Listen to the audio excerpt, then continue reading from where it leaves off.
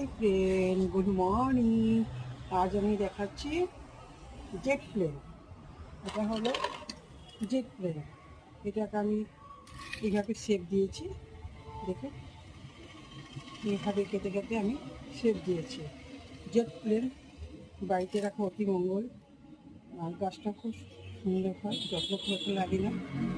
জল জল খুব কম দিতে হয়। গোবর মাটি সার আমি দিয়েছি। এটা একটা বানিয়েছি যেটা আকৃতি পাখি হবে, পাখি শেপ দিয়েছি এটাকে আমি পাখি শেপ দিয়েছি।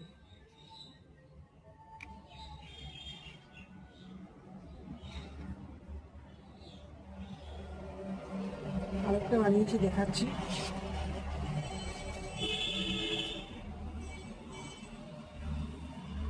একটা বানিয়েছি, এটাকে আমি গোল আকৃতি